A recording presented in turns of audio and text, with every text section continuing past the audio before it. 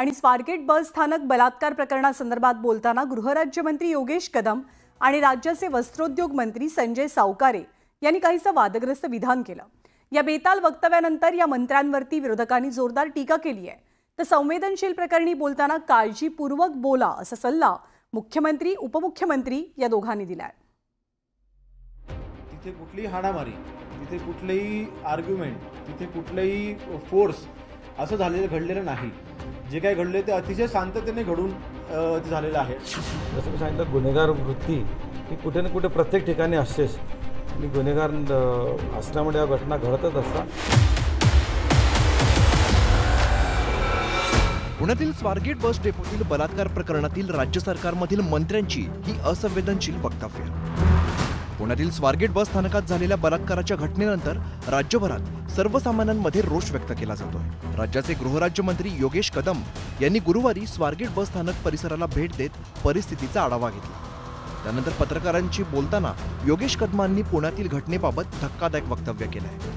जी काही घटना घडलेली आहे आपल्या सर्वांना त्याची माहिती आहे, परंतु अशा वेळेला तिथे कुठलीही हाणामारी, तिथे कुठलेही आर्ग्युमेंट, तिथे कुठलेही फोर्स असं घडलेलं नाही।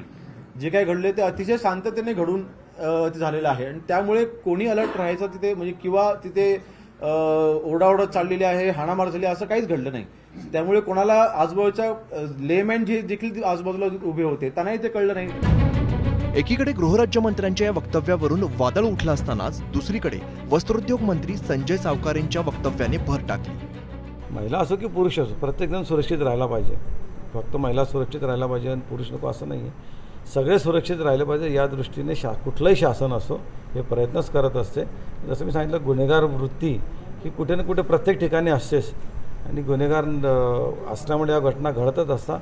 त्याच्यावर कारवाई करण्याचं काम मात्र शासन कायम करत होतं। सत्ताधारी आमदारांच्या वादग्रस्त वक्तव्यावरून विरोधकांनी जोरदार निशाणा साधला। असे राज्यमंत्री बोलत असतील इतक्या अत्यंत गंभीर झालेल्या घटनेमध्ये प्रकरणात त्यांच्या पक्षाचा एक आमदार सावकारे म्हणतो की अशा घटना घडतच असतात। असे आता याला काही लाज लज्जा सगळीच काय विकली का या लोकांनी की गुंडाळून ठेवली आहे कमरेला? थोडी तरी ठेवा। काय म्हणतो आपला मंत्री की ती ओरडलीच नाही। अरे काय लाज लज्जा शरम हया, ती ओरडली नाही। अरे काय तुला लाज वाटते की ना? तुला आया बहिणी आहेत की नाही? एखाद्या स्त्रीबद्दल असं बोलणं की तिच्यावर बलात्कार झाला पण ती ओरडली नाही, म्हणजे याला त्याला म्हणायचंय तरी काय? या संजय सावकारेचा आणि या गृहराज्यमंत्र्यांचा राजीनामा घ्यायला पाहिजे। मुख्यमंत्र्यांनी राजीनामा घेतला पाहिजे।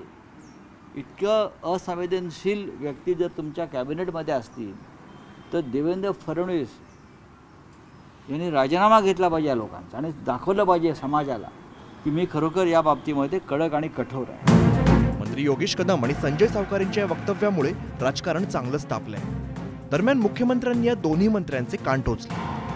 त्यात माझा स्वतःचा असा समज आहे की ते सांगण्याचा प्रयत्न करत होते की हा क्राउडेड एरिया आहे, लोक होते, ही बस काही आतमध्ये नव्हती, ही बाहेरच होती, पण लोकांना प्रतिकार होताना त्या ठिकाणी लक्षात आला नाही असं सांगण्याचा त्यांचा प्रयत्न होता। तथापि ते नवीन आहेत, यंग मिनिस्टर आहेत, काही करण्याचा प्रयत्न करतात। त्यामुळे मी त्यांना हा सल्ला देईल की अशा प्रकरणात बोलताना थोडं अधिक सेन्सिटिव्ह आपल्याला बोललं पाहिजे। तुम्ही अमुक असा म्हटला तमुक तसा म्हटला असं काही मला विचारू नका। खरं तर काही थोडंसं तारतम्य हे सगळ्यांनी ठेवलं पाहिजे, आम्ही राजकीय लोकांनी पण ठेवलं पाहिजे। विरोधकांची टीका आणि मुख्यमंत्र्यांनी कान टोचल्यानंतर गृहराज्यमंत्री योगेश कदमांनी हा खुलासा केलाय। रहदारीचं ती जागा आहे आणि अशा रहदारीच्या जागेमध्ये जर का आमच्या बहिणीवरती अत्याचार होत असताना कोणी ऐकलं कसं नाही, कोणी मदतीसाठी धावून कसं गेलं नाही, हा प्रश्न जेव्हा म्हणजे त्या पोलिसांना विचारला त्यांनी जे मला उत्तर दिलं ते मी काल माझ्या प्रेसमध्ये मी सांगितलं। मला वाटतं याचा माझ्या वक्तव्याचा विपर्यास करून ह्याचा राजकारणासाठी वापर जर का विरोधक करत असतील तर मला वाटते अतिशय दुर्दैवी आहे। स्वारगेट बस स्थानकात घडलेल्या घटनेवरून राज्यातील जनतेमध्ये रोषाचं वातावरण आहे, पण अशा संवेदनशील विषयावरती बोलताना मंत्र्यांनी भान बाळगण्याची आवश्यकता अधोरेखित झाली आहे। Bureau report, news 18 Lokmat.